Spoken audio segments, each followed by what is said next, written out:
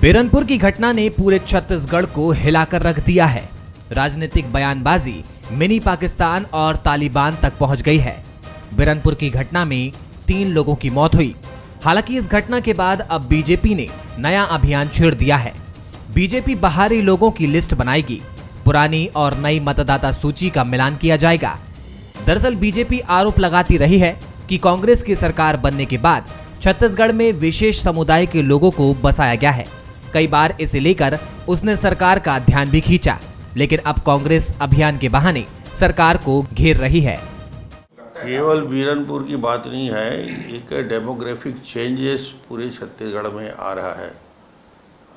कवर्धा जिले में एक एक गांव में 40-40, 50-50, 60-60 लोगों के नए नाम जुड़ाने के लिए आवेदन दिए जाते। पोड़ी गांव का उदाहरण है।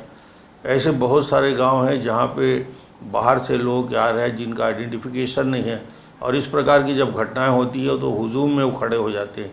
बिरनपुर में भी अचानक लोगों का आना जाना, आसपास के क्षेत्र में एक असंतुलन बनना, ये बताता है कि सरकार जानबूझकर इनको प्रश्रय दे रही है। इनका आइडेंटिफिकेशन सरकार को करना चाहिए। जहां बीजेपी इस पूरे घटनाक्रम में सरकार को घेरती नजर आ रही है, तो दूसरी ओर मुख्यमंत्री भूपेश बघेल ने बीजेपी को आड़े हाथों लिया। सीएम ने कहा कि बीजेपी ने पहले हिंसा कराई और अब सर्वे कराएगी। वोट के खातिर सर्वे करा रही है। पहले तो हिंसा कराएं और उसके बाद वो अब सर्वे करा रहे हैं। सर्वे तो गरीब आवास लोगों को कर रहे हैं, तो समर्थन तो कर नहीं रहे हैं। गरीब को आवास मिलना चाहिए, सर्वे कराएं, तो भारतीय जनता पार्टी इसमें मौन है। अब वोट के खातिर वो कराना चाहते हैं, तो ये द्वेष फैलाने की कोशिश करें। जितना द्वेष फैलाएंगे उतना हम प्रेम बांटने का काम करें। कुल मिलाकर छत्तीसगढ़ में बाहरी को लेकर नई बहस शुरू हो गई है। हालांकि बाहरी लोगों के आने से प्रदेश में हिंसक घटनाएं बढ़ी हैं। वहीं बीजेपी के इस आरोप में कितनी सत्यता है, ये कहा नहीं जा सकता। लेकिन बीजेपी अभियान के सहारे कांग्रेस सरकार को घेरने की कोशिश जरूर कर रही है। गौरव शुक्ला, बंसल न्यूज, रायपुर। नमस्कार, आज के मुद्दे में आप सभी का स्वागत है। मैं हूं आदित्य नामदेव। छत्तीसगढ़ के बेमेतरा के बिरनपुर में जो घटना की शुरुआत हुई थी, अब वो घटना 2 समुदायों से अलग हटकर तालिबान पर जा पहुंची है। वो घटना अब इस तरह से प्रस्तुत की जा रही है कि बाहरी लोग आकर छत्तीसगढ़ में उन्माद फैला रहे हैं। बाहरी लोग आकर छत्तीसगढ़ का शांत माहौल को अशांत करने की कोशिश कर रहे हैं। क्या बिरनपुर की घटना से भारतीय जनता पार्टी आने वाले 2023 के विधानसभा चुनाव की तैयारी कर रही है? अरुण साव जिस तरह से घटना के तुरंत दूसरे दिन पहुंचे थे, जिस तरह से एग्रेसिव रुख था उनका, वो बताने के लिए पर्याप्त था कि भारतीय जनता पार्टी इस पूरे मुद्दे को विधानसभा चुनाव तक छोड़ने वाली नहीं है। सवाल यही है, क्या एक ही बिरनपुर है छत्तीसगढ़ में, या ऐसे कई बिरनपुर है जहां पर आने वाले समय में इस प्रकार के सांप्रदायिक दंगे भड़क सकते हैं? प्रशासन को और अलर्ट होने की जरूरत है। लेकिन आज जो बयान रमन सिंह की तरफ से आए हैं, नेता प्रतिपक्ष जो पूर्व रह चुके हैं, धर्मलाल कौशिक, उनकी तरफ से आए हैं कि छत्तीसगढ़ में बाहरी लोगों को लाकर बसाया जा रहा है और कहीं ना कहीं उन्हीं के चलते छत्तीसगढ़ की आबो हवा खराब होते जा रही। क्या इसमें सच्चाई है? और नहीं है तो फिर आखिर इतने बड़े बयान का मकसद क्या है? क्या एक तीर से कई निशाने करने की कोशिश में भारतीय जनता पार्टी? मुख्यमंत्री भूपेश बघेल का बयान बहुत साफ आया है कि आप अशांति फैलाइए, हम छत्तीसगढ़ की फिजा को शांत करेंगे, हम न तो दंगा फैलने देंगे और न ही अशांति फैलाने देंगे। तो बिरनपुर की जो घटना है, क्या वो चुनाव तक जारी? इसलिए हमने आज के विषय का नाम भी रखा है बिरनपुर टू छत्तीसगढ़ में चुनावपुर। मतलब बेहद साफ है, 2023 के विधानसभा चुनाव की तैयारी क्या भारतीय जनता पार्टी बिरनपुर को लेकर कर रही है, इसी विषय पर हम बातचीत करेंगे। हमारे साथ बातचीत करने के लिए 3 बेहद खास मेहमान मौजूद हैं। हमारे साथ धनंजय सिंह ठाकुर जी हैं, कांग्रेस के वरिष्ठ नेता है, प्रवक्ता है, बहुत स्वागत करता हूं उनका। हमारे साथ अमित चिमनानी जी हैं, मीडिया प्रमुख हैं भारतीय जनता पार्टी के, बहुत स्वागत करता हूं उनका। हमारे साथ रामअवतार तिवारी जी हैं, वरिष्ठ पत्रकार है, बहुत स्वागत करता हूं। सबसे पहले रामअवतार तिवारी जी के पास चलता हूं। तिवारी साहब, छत्तीसगढ़ का चुनाव देखा है मैंने 2003, 2008, 13, आपने तो उसके पहले के जब अविभाजित मध्य प्रदेश का हिस्सा हुआ था छत्तीसगढ़, तब के भी बहुत सारे चुनाव देखे होंगे। छत्तीसगढ़ में चुनाव इसके पहले धर्म, जाति, संप्रदाय के आधार पर नहीं लड़ा गया। ये पहला ऐसा चुनाव होगा जिसमें बिरनपुर की घटना के बाद जिस तरह से चीजें नजर आ रही, बहुत साफ है 2023 का चुनाव में एक बहुत बड़ा मुद्दा होगा धर्म संप्रदाय धर्मांतरण तो खैर बस्तर की बात है, लेकिन जिस प्रकार से दो समुदायों के बीच में डिफरेंस बढ़ रहे हैं, ये बड़ा एक चुनावी मुद्दा होगा 2023 में। रामतर जी, 2014 के लोकसभा चुनाव के बाद, मोदी जी के आने के बाद हिंदुत्व पे राजनीति का रोड मैप तैयार अलग तरीके का हो गया, अलग मुद्दे आ गए हैं। अब हिंदुत्व के रास्ते पर भाजपा चाहे लोकसभा चुनाव विधानसभा चुनाव लड़ रही है, उसमें उसको सफलता मिल रही है और इसी में वो जनता के बीच जाना चाहती है। जनता भी उसका स्वागत इसी मुद्दे पे कर रही है और ये मुद्दे उठने के बाद अन्य मुद्दे गौण हो जाते हैं और बड़ी आसानी से वोट मिल जाते हैं। तो ये भाजपा की रणनीति का हिस्सा है जो इन बयानों में दिख रहा है। खासकर अब कवर्धा और बेमेतरा इलाका धर्म हिंदुत्व का इलाका माना जाता है, परंतु उसके बावजूद भी जिस तरह से भाजपा को कब्जा करना चाहिए उन इलाकों में नहीं कर पाई है। तब इस बार वो इस मुद्दे के जरिए, साधु संतों के जरिए और इन मुद्दों के जरिए, और खासकर क्योंकि मोहम्मद अकबर उस इलाके के मंत्री हैं और ये उसके बाद से एक साल बाद से लगातार आरोप लग रहे हैं कि कवर्धा इलाके में मुस्लिमों का जनसंख्या का इजाफा हो रहा है, बसाया जा रहा है, उनके सारे भारत के रहने वाले के जितने प्रमाण पत्र चाहिए वो दिला दिए गए हैं। वोट की राजनीति के लिए वही सारा उन्होंने अलग अलग तरीके से की है। अब इसमें एक दूसरी बात देखनी होगी कि चुनाव के दौरान क्या ये मुद्दे, वो इलाका धान और चना का इलाका है जहां ये विवाद उत्पन्न हुए हैं, जहां पर सरकार सर्वाधिक आकर्षित पैकेज इन इलाकों में दी है, तो वो प्रभावकारी रहेगा या ये प्रभावकारी रहेगा। अगर जो जनता को सीधा बेनिफिट हुआ है उन इलाकों के लोगों को, अगर वो प्रभावकारी हो गया तो कांग्रेस मजबूत होगी और उसका काट यानी सारे मुद्दों का काट हिंदुत्व है। उस हिंदुत्व के मुद्दे पर भाजपा जाने की तैयारी इन बयानों से, इन घटनाओं से और राजनीति के पीछे के चलने वाले तरह तरह के खेलों से दिखने लगा है। ठीक है चिमनानी साहब, मेरा सवाल आपसे यह है, क्या छत्तीसगढ़ में मुद्दों की कमी है? नौकरियां नहीं मिल रही है लोगों को, डेवलपमेंट नहीं हो रहा है, नरवा गरवा का बुरा हाल है, ये सब तमाम आरोप आप लगाते थे, भ्रष्टाचार के आरोप लगाते थे। जरूरत है ये धर्म पे आधारित राजनीति पे आगे बढ़ने, क्योंकि डेवलपमेंट पे राजनीति करना अभी तक हमने देखा है 3, 8, 13 के चुनाव में डेवलपमेंट में आपने वोट मांगे। 2018 में भी आपने बताया जितना डेवलपमेंट हमने किया उतना कांग्रेस सरकार ने नहीं किया 4.5 साल में, ये आप बताने की कोशिश करते थे। ये चुनावी मुद्दा अब क्या नया आ रहा है? धर्म संप्रदाय हिंदू मुस्लिम, इस सहारे क्या भारतीय जनता पार्टी 2023 की अपनी नैया पार लगाना चाहती है? चिमनानी साहब, विकास के मुद्दे तो अपनी जगह है, लेकिन अगर किसी का निर्दोष 22 साल का बच्चा मार दिया जाए, उसमें क्या दोष था? आंध्र प्रदेश की जनता ये पूछ रही है। अगर कवर्धा में भगवा ध्वज का अपमान हो जाए, अगर अवैध रूप से धर्मांतरण हो, तो आखिर क्या हम मूक दर्शक बनकर बैठ जाएं? ये सब होने दें। ये एक अन्याय है, ये एक लॉ एंड ऑर्डर का फेलियर है, ये कानून व्यवस्था से जुड़ा एक विषय है और कानून व्यवस्था तो हर प्रदेश में, हर देश में, विश्व के हर चुनाव में एक मुद्दा होना चाहिए, क्योंकि व्यक्ति की सुरक्षा से बड़ा क्या है? आखिर जब हम सुरक्षित नहीं होंगे तो विकास को कैसे देख पाएंगे, जी पाएंगे, योजनाओं का कैसे लाभ ले पाएंगे? इसीलिए जो ये कहा गया कि बीजेपी ने हिंसा कराई, मैं कोट करना चाहूंगा ईश्वर साहू जी के बयान को। उन्होंने तो सरकार में जो दिग्गज मंत्री हैं, जो वहाँ के विधायक हैं, उनके बारे में जो टिप्पणी की है वो बहुत ही विवादित टिप्पणी न कह के हम कहें कि एक बड़ा आरोप है। और उनके करीबी लोगों के लिए भी उन्होंने बताया किस प्रकार से उनको ये कहा गया कि यहाँ पे किसी विशेष समुदाय के लोगों को पकड़ कर मार दिया जाएगा। ये बीजेपी का आरोप नहीं है आदित्य जी, ये आरोप उसका है जिसका 22 साल का बेटा चला गया। तो अगर कोई भी संवेदनशील सरकार है तो वो क्या करेगी कि इन बातों को सीरियसली लेगी और ये कोशिश करेगी कि हर वर्ग के साथ न्याय। मैंने सुना माननीय मुख्यमंत्री जी को, उन्होंने कहा कि हम प्रेम बांटेंगे, जितना नफरत बटेगी प्रेम बांटेंगे। एक मुख्यमंत्री को करना भी तो यही चाहिए कि उसके लिए प्रजा में भेद नहीं होना चाहिए, उन्हें प्रेम बांटना चाहिए। लेकिन हम देखते हैं कि भेद हो जाता है। कहीं ना कहीं 4 दिन तक भुवनेश्वर साहू जी के घर पर तो कोई नहीं गया ना।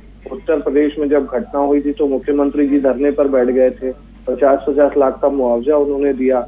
लेकिन छत्तीसगढ़ में जब एक छत्तीसगढ़िया बेटा मारा गया तब 4 दिन वहाँ के स्थानीय विधायक भी वहाँ नहीं गए, 10 लाख का उनको मुआवजा मिला। तो ये तो प्रदेश की जनता के भी सवाल है।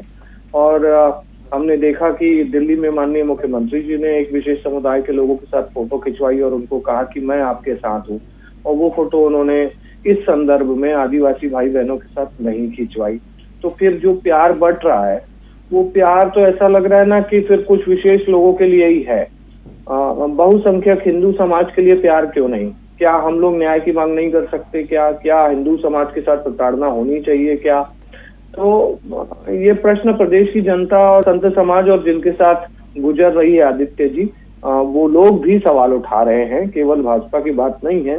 तो इस मुद्दे को डाइवर्ट करने के लिए कांग्रेस कर सकती है, लेकिन प्रदेश की जनता समझ रही है कि कहीं ना कहीं ये सरकार तुष्टीकरण की राजनीति कर रही है।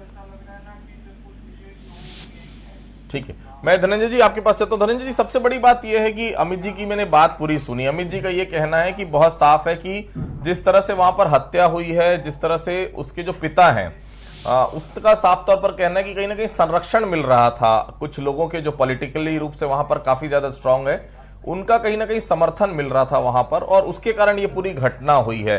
क्या ये मानते हैं कि निश्चित तौर पर लापरवाही हुई है बीरनपुर को लेकर सरकार से और प्रशासन से? धनंजय जी देखिए आदित्य जी, सबसे पहले आपको एक बात बता देना चाहता हूं, जो बीरनपुर में जो घटना हुई, जो बहुत ही संवेदनशील है, पूरी दुखद घटना थी। पूरी सरकार और कांग्रेस पार्टी इस पीड़ित परिवार के साथ खड़ी हुई है। और जिस प्रकार से भारतीय जनता पार्टी, जैसे अभी वरिष्ठ पत्रकार जी ने कहा कि भारतीय जनता पार्टी तो उस मुद्दे को उठाएगी और भुनाएगी, मतलब स्पष्ट है कि जब सभी लोग मान रहे कि भारतीय जनता पार्टी सिर्फ राजनीति करने के लिए उस मुद्दे को भुना रही थी, वहां पे आग लगा रही थी। ये हम नहीं कर रहे, पत्रकारों की भी आपने भी बात सुनी, उसमें भी बातें हैं। और दूसरी बात आप देखेंगे वहाँ पे जो कड़ी से कार्रवाई की गई और इस प्रकार के भारतीय जनता पार्टी, RSS, उनके सांघिक संगठनों ने वहाँ जाके जो आग लगाया, वहाँ पे जो गुंडागर्दी की, जो दंगा भड़काने का षड्यंत्र किया, आज पूरा प्रदेश देख रहा है। और ये तो वो भारतीय जनता पार्टी है जो छत्तीसगढ़ महतारी है, जो छत्तीसगढ़ है उसको मिनी पाकिस्तान बोल देते हैं, इस छत्तीसगढ़ को तालिबान बोल देते हैं। तो ऐसे लोग क्या छत्तीसगढ़ के हित चिंतक हो सकते हैं क्या, जो छत्तीसगढ़ महतारी का अपमान करे, जो बाबा घासीदास जी के पुण्य धरती का अपमान करे, जो माता कौशल्या के मैके का अपमान करे, मिनी पाकिस्तान बोलकर मर्यादा पुरुषोत्तम सिंह के ननिहाल का जो इस प्रकार से अपमान करे? क्या ये लोग छत्तीसगढ़ की भलाई चाह सकते हैं क्या? जिनके मानसिकता में पाकिस्तान बैठा हुआ, जिसके मानसिकता में तालिबान बैठा हुआ है, वो कभी छत्तीसगढ़ या देश की भला नहीं कर सकते। पहली बात। दूसरी बात देखेंगे, ये बोल रहे हैं कि बाहरी व्यक्ति। हम तो कई बार पूछे कि बाहरी व्यक्ति आप किसको कहते हैं? क्या बाहरी व्यक्ति से आपका आशय क्या है? क्योंकि प्रदेश के जनमानस में एक बड़ी चर्चा होती है कि रमन सिंह जी का मूल निवास प्रतापगढ़ है, राजेश मुड़त जी का मूल निवास रतलाम है, बिजमोहन अग्रवाल जी का मूल निवास राजस्थान है। हम नहीं कह रहे, हम जनमानस कहता है। और इस प्रदेश में महाराष्ट्र से भी लोग आए हुए हैं, बिहार से भी लोग आए हुए हैं, उत्तर प्रदेश से भी लोग आए हुए हैं, और भारतीय जनता पार्टी कहती है कि बाहरी होंगे नहीं। ये स्पष्ट करें इनको बाहरी किसको कहा जाता है, इनके द्वारा किसकी की मानसिकता क्या है, बाहरी कहने का तात्पर्य क्या है, इनको स्पष्ट करना चाहिए। और जो झूठ की राजनीति है, जो छत्तीसगढ़ महतारी का जो अपमान लगातार भारतीय जनता पार्टी कर रही है, छत्तीसगढ़ को पाकिस्तान बोलकर, छत्तीसगढ़ को तालिबान बोलकर छत्तीसगढ़ की जनता का जो अपमान कर रही है, ये लोग छत्तीसगढ़ भला नहीं चाहते। ये अपनी राजनीतिक हवस को पूरा करने के लिए, जो गिद्ध होता है ना, गिद्ध आदित्य जी, गिद्ध लाश को देख के खुश होता है, वैसी ये राजनीतिक गिद्ध है भारतीय जनता पार्टी, और लाशों पर राजनीति करना चाहती है, कभी संवेदना नहीं जताती है। हम तो कह रहे पूरा प्रदेश इस बात से दुखी हुआ जो घटना हुई है, और पूरा प्रदेश इस बात से भी नाराज है कि भारतीय जनता पार्टी ने किस प्रकार से वहां आग लगाने का काम किया है, और एक राजनीतिक गिद्ध की भूमिका में भाजपा दिखी है। और छत्तीसगढ़ महतारी को आप पाकिस्तान बोलते हैं, मिनी पाकिस्तान बोलते हैं, तालिबान बोलते हैं। इन भाजपा को शर्म नहीं आती है? मां भारती का अपमान करते, छत्तीसगढ़ महतारी का अपमान कर रहे हैं। ऐसे लोग कभी देश का भला नहीं कर सकते। अमित जी, ऐसा क्यों लग रहा है कि बहुत सारे लोग जो है वहां आके बस गए हैं? छत्तीसगढ़ में बाहरी लोगों को बसाया जा रहा है, माहौल खराब किया जा रहा है। आप लोगों ने कहा है कि आप लोग सर्वे भी करेंगे और कहीं ना कहीं ये भी जानकारी देंगे कितने लोगों को बाहर से लाकर बसाया जा रहा है। क्या कोई सच्चाई है, कोई प्रूफ है इस बात का अमित जी? देखिए, मैं पहले एक बात को स्पष्ट कर दूं कि रामावतार तिवारी जी की बात को शायद कोट किया गया और अन्य पत्रकार भी ये कह रहे हैं कि बीजेपी ने ऐसा किया, तो रामावतार जी इसको स्पष्ट कर देंगे अगर उसका मत है तो। दूसरा, ये बात हम नहीं कह रहे हैं, ये बात पिछले 3-4 वर्षों से सरगुजा के लिए, कवर्धा के लिए और अन्य इलाकों को लेकर के प्रदेश की जनता भी कह रही है। मैंने फिर कहा कि बड़े बड़े वक्तव्य दे देना, भाजपा को कोस लेना या भाजपा को ये कह देना कि इन्हें शर्म आनी चाहिए, उसकी जगह एक संवेदनशील सरकार जो वास्तव में न्यायप्रिय सरकार होती, वो क्या करती कि अगर मान लो स्वर्गीय भुवनेश्वर साहू जी के पिता ने आरोप लगाया माननीय मंत्री जी पर, उनके करीबी लोगों पर, जिनको आज तक गिरफ्तार तक नहीं किया गया, तो वो उस विषय पर काम करती। केवल सरकार का काम राजनीतिक बयानबाजी और विपक्ष को आरोप लगा देना या कोसना नहीं होता है। मैंने फिर कहा कि ये बीजेपी का आरोप नहीं है कि मंत्री जी का परिश्रय है वहां जो भी घटनाएं हुई। आप जो बात कह रहे हैं कि भाजपा ने हिंसा करवाई, लेकिन जिनके बेटे की निर्मम हत्या हुई वो तो आपकी सरकार के मंत्री पर आरोप लगा रहे हैं, तो आप उस पर क्या कार्रवाई कर रहे हैं? इस प्रश्न का उत्तर आपको देना होगा। और हिंसा बाद में जो भड़की, क्या अगर कोई व्यक्ति जिसका कोई दोष नहीं, 22 साल का जो अपने परिवार का सहारा है, उसकी एक ऐसी जगह जहां पर पूजा करने की जगह है, बिना किसी वजह के उसकी निर्ममता से हत्या होगी, तो क्या लोग घरों में बैठ जाएंगे? क्या लोगों को पीड़ा आवाज आ रही है आपको मेरी? और ये पीड़ा केवल कांग्रेस को नहीं हो रही है, ये प्रदेश की जनता सवाल पूछ रही है कि कांग्रेस को क्यों? आवाज आ रही है आपको? चिमनानी साहब, आवाज मिल रही है आपको? हाँ मिल रही है जी। मैं आपसे ये पूछना चाह रहा था चिमनानी साहब कि निश्चित तौर पर जो घटना हुई है वो बहुत हृदय विदारक है और निश्चित तौर पर उसकी उच्च स्तरीय जांच भी होनी चाहिए, कहीं ना कहीं लापरवाही तो उस पर कार्रवाई भी होनी चाहिए। लेकिन उस घटना के पैरेलल एक और घटना होती है जिसमें दूसरे समुदाय के 2 लोगों की हत्या कर दी जाती है। इस विषय पर क्या कुछ कहना है भारतीय जनता पार्टी का? एक घटना होने के बाद वहां धारा 144 लगी हुई थी और वहां पर आईजी साहब स्वयं मौजूद थे, 1000 पुलिस वाले भी थे। उस छोटे से इलाके में 1000 पुलिसकर्मी होने के बावजूद 2 लोगों की हत्या हो जाना और पुलिस का अभी तक अज्ञात लोगों के खिलाफ जुर्म दर्ज करना, ये अपने आप में एक ऐसा लॉ एंड ऑर्डर का फेलियर है माननीय आदित्य जी, जिस पर तो माननीय गृह मंत्री जी को इस्तीफा दे देना चाहिए था। जब एक घटना वहां पर हो गई, 1000 पुलिस वाले और आईजी साहब वहां पर मौजूद है, 144 धारा लगी है, पूरा दिन न्यूज चैनल्स के जरिए आप लोग रिपोर्ट दे रहे हैं, लाइव वहां पर कैमरा है, तो आखिर इन 2 लोगों की हत्या कैसे हुई? ये भी प्रदेश की जनता के मन में सवाल है कि क्या ये दंगे भड़काने के लिए सरकार के संरक्षण में की गई साजिश है या ऐसा नहीं है? तो ये इतना बड़ा लॉ एंड ऑर्डर का फेलियर कैसे हुआ जब वहां भारी पुलिस बल तैनात था? आदित्य जी, इसका जवाब सरकार को देना। ठीक, धनंजय जी जवाब दे दीजिए। हर समय आरोप लगते हैं, अमित जी बड़ा आरोप लगा रहे हैं कि तुष्टीकरण का सीधे तौर पर आरोप आपके ऊपर है और लॉ एंड ऑर्डर के साथ साथ प्रशासनिक भी बड़ी चूक है। जब 1000 पुलिस वाले थे वहां पर, तो कैसे वहां पर 2 लोग की हत्या हो गई और अभी तक आप लोगों ने आरोपियों की पता सजी तो दूर, अज्ञात आरोपियों के खिलाफ अभी तक आप केवल मामला दर्ज कर पाए? धनंजय जी देखिए, सबसे पहली बात, वहां धारा 144 लगा था, ये चिमनानी जी को पता है, लेकिन दुर्भाग्य की बात है जो सांसद है अरुण साहू जी स्वयं और भाजपा के जो प्रदेश अध्यक्ष है, वो 144 धारा का उल्लंघन करते हैं, हजारों लोगों को लेकर वहां जाते हैं। चिमनानी साहब भी कहते साथ में भाई। मैं वही कह रहा हूं ना, तो क्या अरुण साहू जी को पता नहीं था? क्या एक सांसद गैर जिम्मेदाराना व्यवहार नहीं है? जबकि प्रशासन ने कहा कि आप 5 लोगों के साथ पीड़ित परिवार से मिल सकते हैं। समझ में आता है ना किनकी मंशा क्या, इस पर समझ में आता है। हजारों की तादाद में लेकर आप चले गए छोटे से गांव जहां इस प्रकार के माहौल थे, और उस गांव का सरपंच का भी एक वीडियो मैंने देखा है, आपके चैनल में भी चल रहा था। वो उस गांव के सरपंच अपील करते हैं कि जो बाहरी लोग हैं, इस गांव से बाहर के लोग इस गांव के शांति को भंग करने का प्रयास न करें, इस गांव में ना आए। ये उस गांव का सरपंच जो जिम्मेदारी निभाता है। और अरुण साहू जी जो सांसद भी हैं, भाजपा के प्रदेश अध्यक्ष भी हैं, उसको धारा 144 तोड़ने सिर्फ राजनीतिक के लिए, एक राजनीतिक गिद्ध की जो स्थिति भारतीय जनता पार्टी, उसके लिए पहली बात। दूसरी बात, 5 लोगों की गिरफ्तारी अभी की मैंने अखबारों में या इसमें खबरों में पढ़ा कि उस घटना में 5 लोगों की गिरफ्तारी हुई है और निश्चित तौर पर जांच चल रहा है और उसके पीछे कौन अभी समझ में आएगा। लेकिन लखीमपुर में भी घटना हुई थी, प्रियंका जी गई, सीएम साहब गए और भी राज्यों के मुख्यमंत्री गए। भाई घटना होती है, वहां पर बीजेपी का शासनकाल था, आप गए, आपका यहाँ शासनकाल है, बीजेपी वाले गए। दिक्कत क्या है उसमें? जाना तो पड़ेगा ही भाई, पॉलिटिकल आपको देखना है तो। जी बिल्कुल कहीं दिक्कत नहीं, मैं तो कह रहा हूं ना, वहां के एसपी ने स्पष्ट तौर पर आपके चैनल में भी कहा कि अरुण साहू जी वहां मिलना जा सकते हैं, 144 लगाओ, 5 लोग साथ कहे। आप देख लीजिए, रिकॉर्ड निकाल लीजिएगा, निकाल लीजिए 144 के बाद, क्योंकि हर व्यक्ति की जिम्मेदारी है कि वो कोई पक्ष पीड़ित है उसके साथ मिले, और हमारी सरकार ने किसी को रोका नहीं है। अच्छा 44 की जब बात करते हैं, वहां आप हजारों की संख्या जाने जीत की क्यों कर रहे थे? क्या आपकी मंशा थी? क्या वहां हिंसा करना चाह रहे थे आप लोग? जबकि सार्वजनिक तौर पर एसपी ने वहां कहा कि अरुण साहू जी से बात हो रही है, 5 लोगों को ले जाने की हम उसकी व्यवस्था कर रहे हैं, पर जीत किस बात का था? क्या दंगा कराना थे, दंगा भड़काना चाह रहे थे? दूसरी बात, लखीमपुर खीरी में किसानों की हत्या किसने किया था? वो भारतीय जनता पार्टी के नेता है ना, मोदी सरकार के मंत्री हैं। किस मुंह से जाएंगे वहां पर ये? और पूरी संवेदना हमारी थी और यहां भी हमारी संवेदना है, पर ये हत्यारों को बचाने के लिए वहां कोई भाजपा का नेता है इसलिए नहीं कि हत्यारों को बचाना है।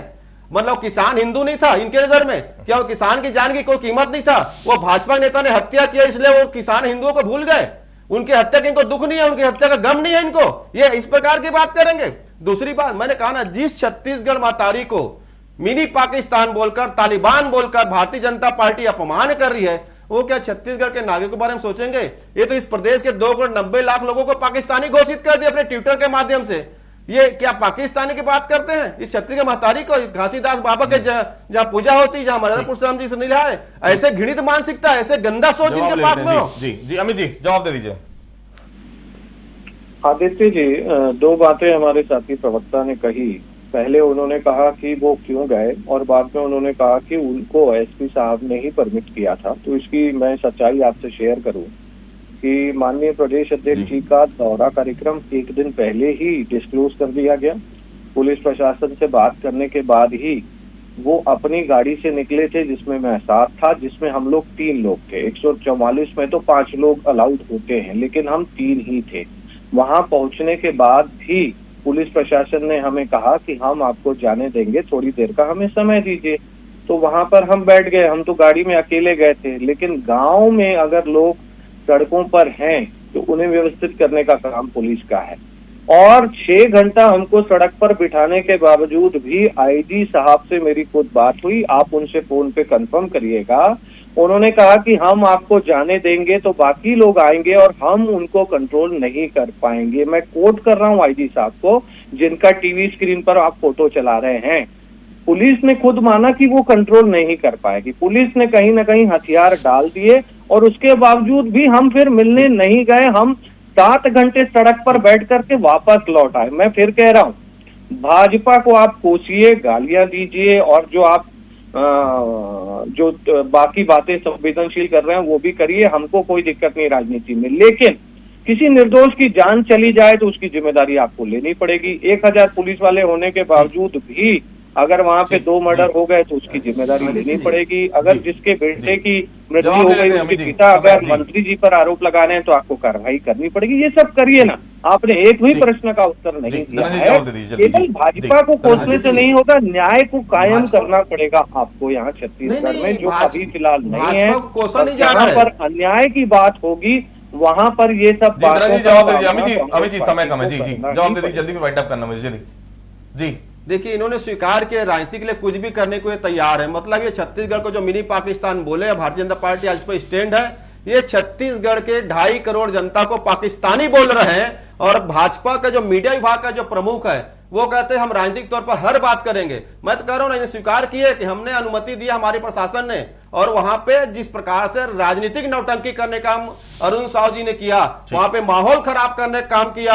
1000 पुलिस की बातें खुद कर रहे हैं, आईजी साहब से संपर्क किए, लेकिन इनको तो वहां हिंसा करनी थी ना, इनको वहां दंगा करनी थी, इनको वहां पे संवेदनशीलता नहीं दिखानी थी, वहां भी इनको आगजनी करना था, इसलिए मिलने नहीं गए। ये सिर्फ राजनीति कर रहे थे। राजनीतिक गिद्ध की भूमिका में भारतीय जनता पार्टी नजर आ रही थी। ठीक है, तो देखिए बीरनपुर की हिंसा फिलहाल थमी नहीं है, अभी भी बहुत कुछ है जिसे प्रशासन को रोकना है। और इसके अलावा मैं आपको फिर बता दूं, केवल छत्तीसगढ़ में एक बीरनपुर नहीं है, सीधे तौर पर बारूद के ढेर पर अभी ऐसे कई इलाके हैं जहां पर बहुत पैनी नजर रखने की जरूरत है प्रशासन को, पुलिस को भी, और इंटेलिजेंस को और पुख्ता होने की जरूरत है। क्योंकि छत्तीसगढ़ शांत प्रदेश रहा है, शांत प्रदेश है, और शांत प्रदेश तभी रहेगा जब हम सभी, चाहे पॉलिटिकल पार्टियां हो, चाहे आम आदमी हो, ये समझें, चाहे किसी भी संप्रदाय, किसी भी समुदाय के लोग हों, छत्तीसगढ़ में सभी रहते हैं, और सभी अगर शांति से रहेंगे और हम सब बाध्य रहेंगे कि एक दूसरे के साथ हमको शांति से व्यवहार करना है, एक दूसरे के साथ सामंजस्य बना के चलना है, तो इस प्रकार की घटना दोबारा नहीं होगी। नहीं तो आप देख रहे हैं बीरनपुर की घटना किसी भी इलाके में छत्तीसगढ़ में हो सकती है। आप सभी हमसे जुड़े, आपसे मिलने को बहुत बहुत धन्यवाद। तो आज का मुद्दे फिलहाल इतना ही, कल किसी अन्य मुद्दे पर फिर से मुलाकात होगी, तब तक के लिए बहुत बहुत धन्यवाद।